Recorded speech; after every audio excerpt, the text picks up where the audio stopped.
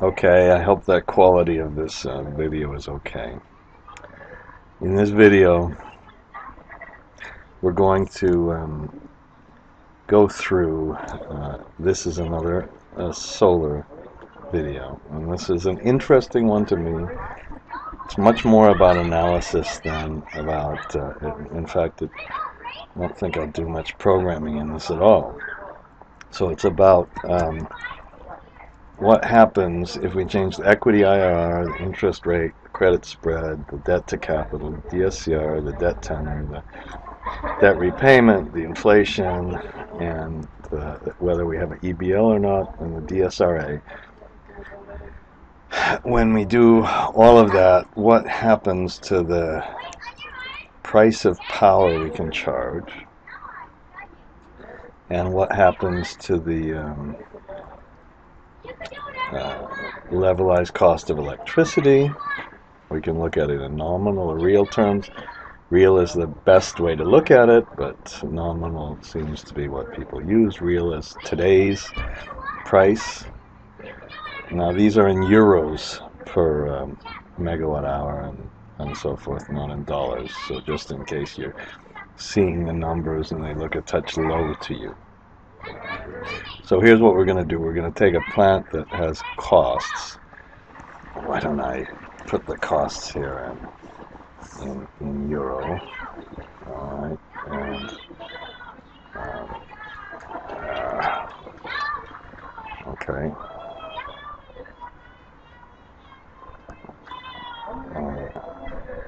And the feed-in tariff, of course, is also what a waste to put these in, but it just emphasizes that it's really is in euro. Okay, I'm not going to change the rest of these. I can do that later on. You don't have to have your very valuable time wasted with those kind of things.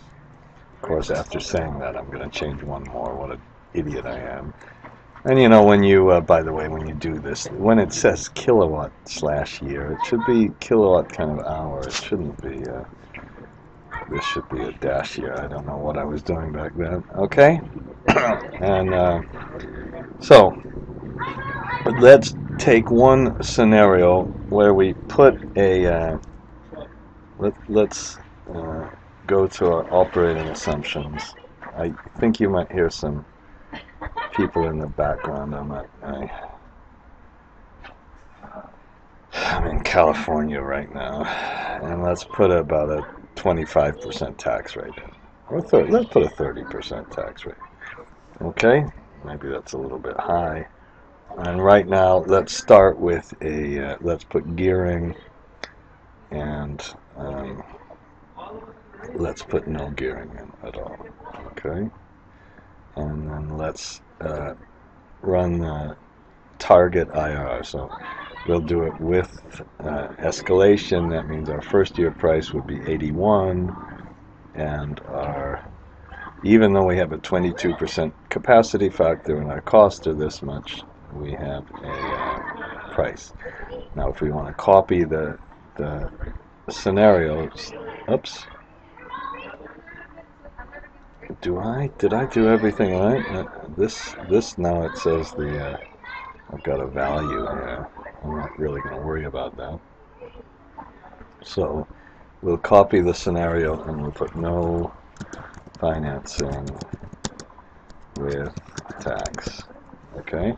And if we check that, remember I posted a video on how to do this. It's a macro, and you can, when I download this, you can just look and see how this macro works. Okay? I don't know why I haven't done this for years, really, but I have you to thank, you few people who might even watch a video. Okay,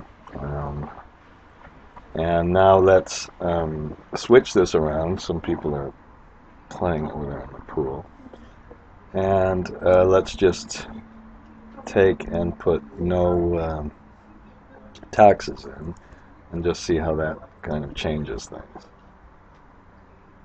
Okay, here's our tax rate. Why I meant to copy this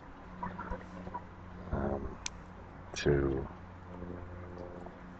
our page. I'm sorry I didn't do that.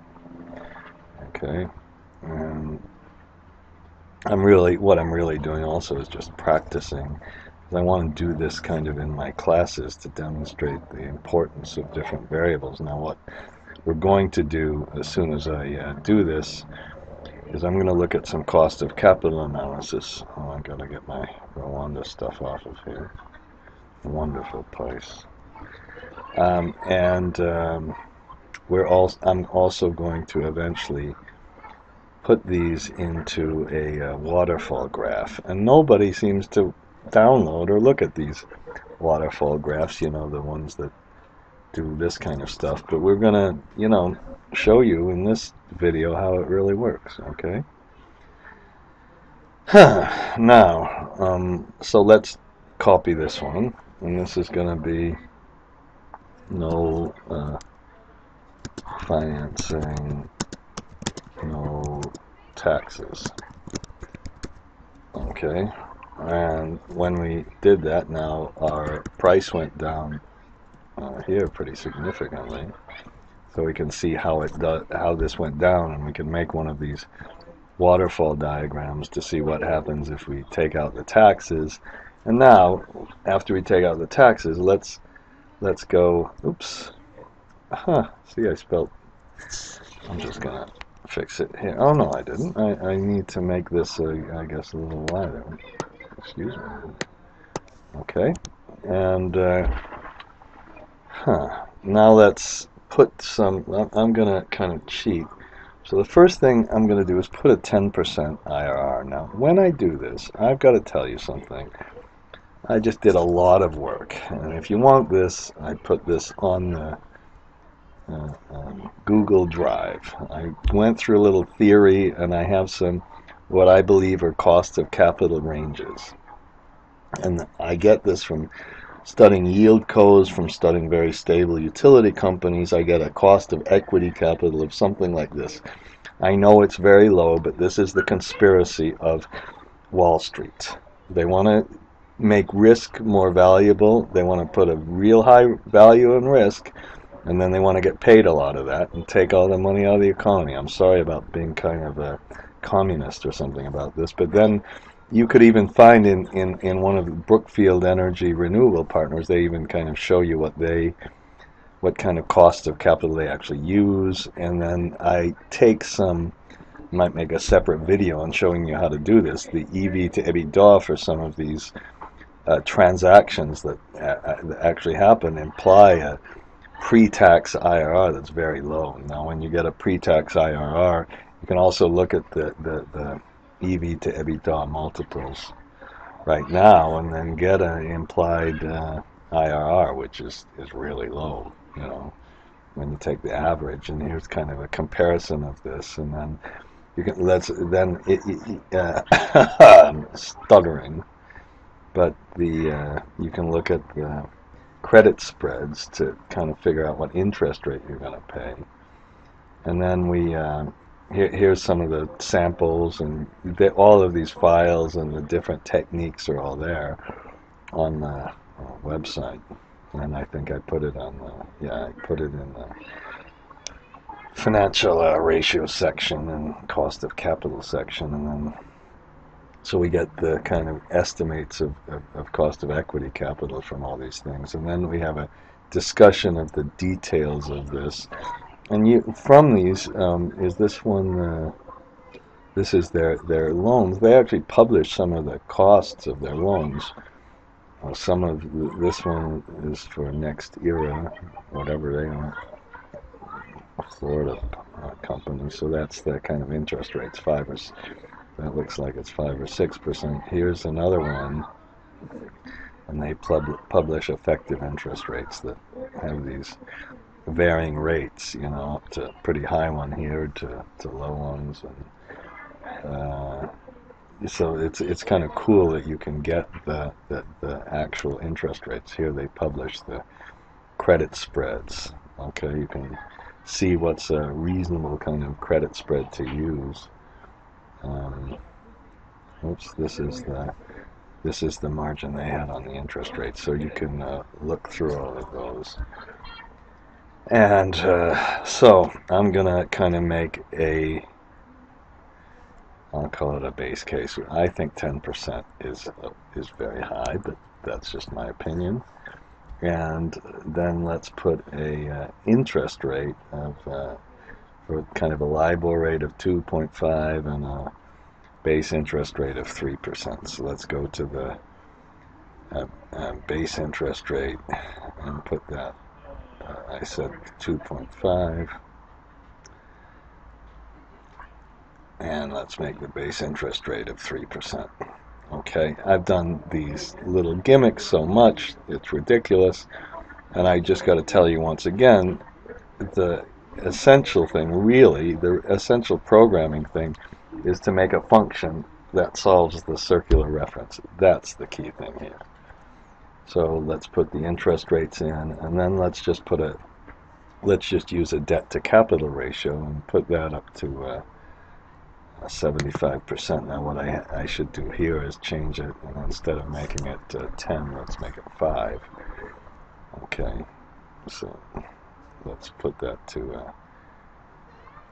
75%. Now if you're going to use the debt to capital ratio, you should also kind of check to make sure that right now that I've got it on sculpting, but let's change this to just make it a regular or level repayment. Now what that happens right now is that violates the coverage constraint, but before we kind of go too far, let's just make sure, let's put the debt tenor of 13 years in, and I'm gonna I put this wrong. I'm gonna make the inflation a little bit lower and take out all the development fees and put a 6-month DSRA. So we got a 6-month DSRA. I said we're going to make this, how much did we agree to make the loan? 13 years. Maybe it's a little short. Let's leave it 15. Let's leave it 14 years. That's a good compromise, I think. Okay, now I think perhaps we'll make an annuity on this one. It's being too kind of okay. Now we've got a more reasonable debt service coverage ratio. Now our IRR is too high, and I think let's make sure I have false set for the equity bridge loan. Okay, so we'll just run that one. Okay, and now what happens? The DS, we better set the DSCR constraint here and rerun it. Okay, and what that says is we can't really afford that much debt. We're in a DSCR constraint. So let's put the, I'm going to call this, what did I call this? Our base finance scenario. So let's copy this and put base financing. Okay. And when we looked at the scenario here, now that lowered the LCOE quite a bit. So even that, you know, we went from 85 to 70 to 64. Oh, it's not maybe quite enough. Now let's lower the first year price. Now let's get it more aggressive. And what I'm going to do this time is go one by one. If we put a, now I don't think people will like this, but if we put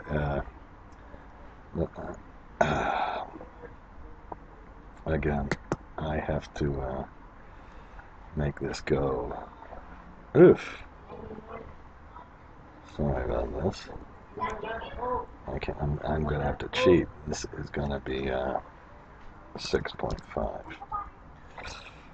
Okay, and we put our target IRR, and let's copy the scenario results and put lower equity IRR. Okay, and then what we're going to do is keep accumulating this. Now, this has a pretty dramatic effect.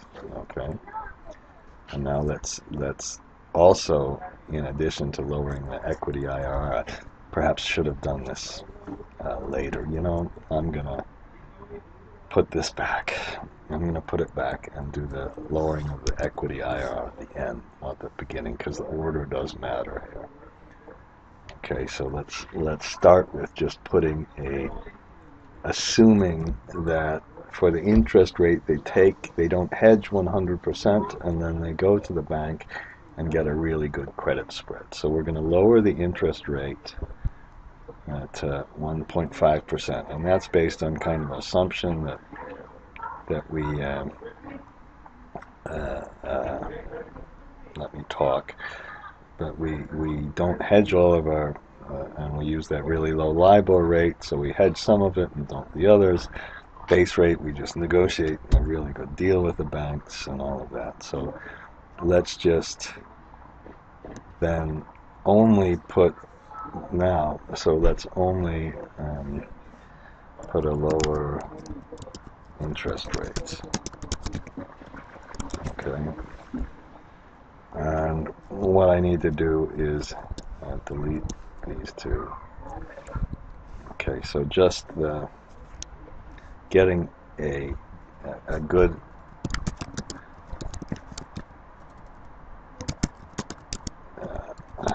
just getting a better interest rate helped us quite a bit. We got down here. Okay, now let's keep going further. And now after the interest rate, well, let's say we get 85% or 1.2 times coverage, but you know, before I do that, I think we better change the debt tenor.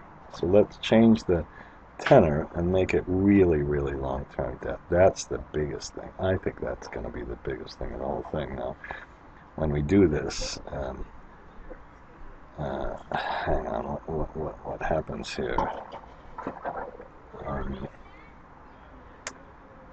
Just a minute. Okay. Can I okay, I'm gonna switch it to sculpting too. Maybe, hang on. Excuse me, sorry about that. Okay, so I put it, I'm gonna leave it as, I'm gonna leave it as level. Oh no. I'm going to have to put it to be sculpting first. I'm really sorry. And I'm going to first, I obviously have to check something. I'll check that. What was our debt originally? So let's leave it as sculpting and put what we originally had, which is 1.35 and 75. So we'll leave it at 1.35. But we're just changing it really to sculpting. That doesn't work. When we do that, okay, it worked. You can see that the sculpting drove the analysis. So I'm just gonna put sculpting. Okay. Now I'm going to increase the, this is exactly why I'm doing this, by the way, to see what kind of problems occur. Okay, I'm putting sculpting with a longer debt tenor. So we're just increasing the debt tenor. And we have to do it again and put longer debt tenor.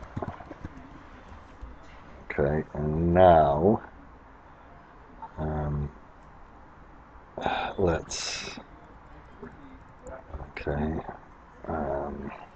put a lower DSCR. Let's make our DSCR go lower. Now when we do that, we've got to be careful that we don't have more than 100% debt. So I'm going to go all the way down to 1.2 times debt service coverage ratio. Now I have this wonderful formula, DSCR minus 1 divided by DSCR. That's the percent reduction you can apply. DSCR minus 1 divided by DSCR. put in the target, and again, this would never work unless you have the function, so that's my big argument for the function. I know it's a horrible pain to do those functions, but when it finally happens, it's worth it. Now that didn't work because we got too much, so we have to switch it to gearing, and let's see what, oops, I don't want to change this. I want to change this to 85%. Now this, there is one little problem. Well, that's okay. It seemed to work. Okay, so let's put a gearing constraint. 85% gearing constraint, and I have to get that. So we have 85% and 1.21, which is fine. Okay.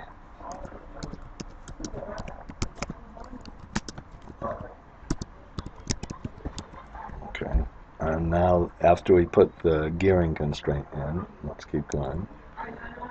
And next, we've done the sculpting. Now let's put a. The other one should have been low inflation, but that's okay. Let's leave it as the base inflation, so I can't really change that and show the effect of all of that. Okay. And then let's put a development fee in. Let's put a development fee in first, okay? And the development fee, I'm going to assume it goes to the developer. Let's put about that's a good development fee to put in, okay? And then we can put that in. Now that development fee isn't really a fee paid, but if we're having a gearing constraint, it counts as the project cost. Oh, a very nice dog, giving me some affection here. Okay, so let's put here the development fee. Okay, and then let's go to the next one. And the next one we had was the EBL, which after we're doing all the rest of this, it probably doesn't make any difference. Maybe it does. So right now, let's just kind of show you what happens. We put an EBL here, and our debt, our IR goes up. So if we want to put a, I've got to check that. Why didn't that target IR work with EBL? I've got to check that. Let me just, I'll leave that for a minute, and let's, oh shit, I'm going to take that out. And let's do the very last thing, which is the DSRA. Okay, that had a bigger effect. So we get a letter of credit for the DSRA. And I'm just going to have to do this. Let's see, hopefully that works. And that's kind of our last thing. I'm a little upset that the EBL didn't work, but you can see I'm going to fix that, of course.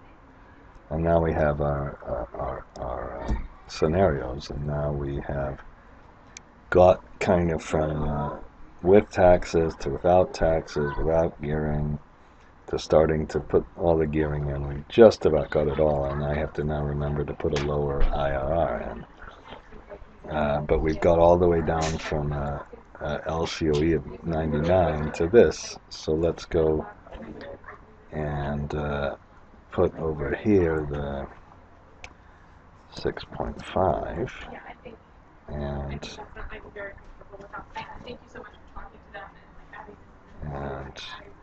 put the lower equity.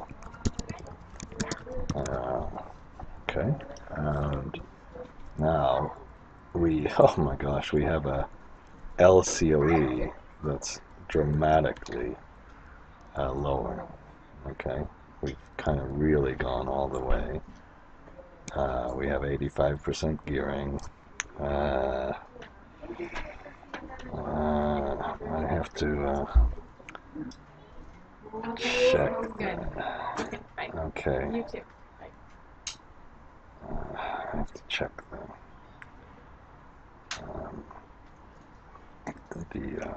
DSCR. I'm going to do that, but I'm going to leave it for now.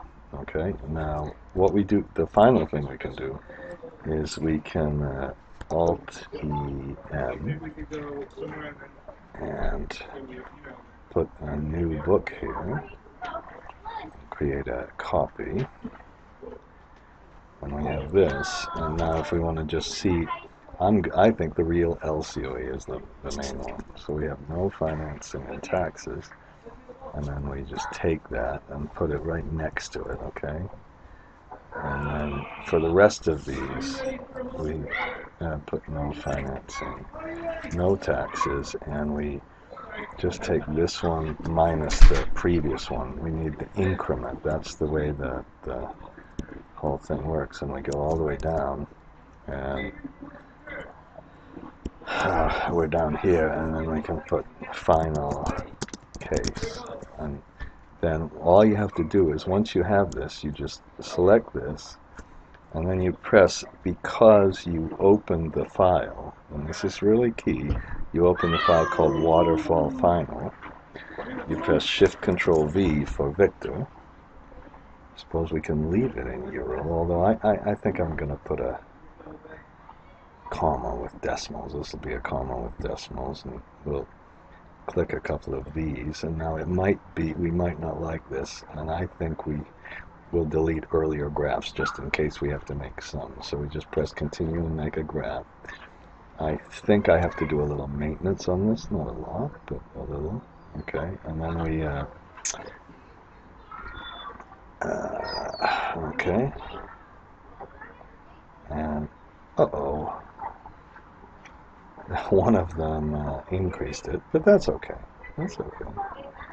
Okay, and then we see how the progression works. I kind of like that one of them increased. But the one thing I'd like to do is put these closer together. So to put them closer together, just press Shift-Control-V again. It leaves what we had before. And if we want to factor a higher number results in numbers being close together, let's go pretty high. Let's be really, aggressive. And continue and make the graph. I need to look again at what happened to the gearing constraint, but I'm not really worried about that. I think they're closer together. Maybe we want them even closer together. Shift-Control-V again. I don't know how much I can keep going on. And this is a tricky one, I think, when I did the programming on this one. Hopefully they'll be really close now. Yeah, they're closer together now. And I want to make this so it kind of takes you there directly. You can see how it all works. And let's just do a little bit of analysis on this so we can, oops, that's too high. How about we'll put 14. And are you recording a video? Yes. So you're in the video right now. So good. That's my daughter. I'm in her apartment in California, in Silicon Valley. Very expensive apartments. And people who are all very smart. Okay, and not me, unlike me. And so now let's put progression effect of something like effect of financing and taxes on solar real LCOE. Something I've wanted to do for a long time. Shows you just how dramatic kind of some of these things really are. Maybe we want this to be just a little bit larger. Whoops. And okay. And, okay. So let's click on this one. Oh, good. And then I've finished. Okay, and I'm going to fix a couple of these things and post it all on the internet. And go a little bit slowly, so I'm not so nervous about this, but I think you can see the idea, and you can kind of see which is the effects that are largest and smaller. Now, if you put, here's the problem with this kind of stuff, if you put ROE over here, you know, you get a really big bar for the ROE, and the rest would seem smaller. So the order does matter here. But okay,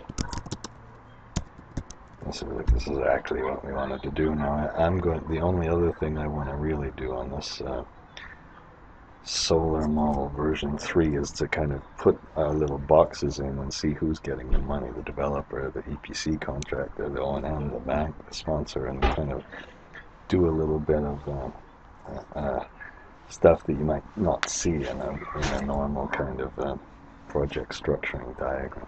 Okay? So that's called Solar Model version 3. There was a version 2 that kind of blew up. Alright, that's enough of that video.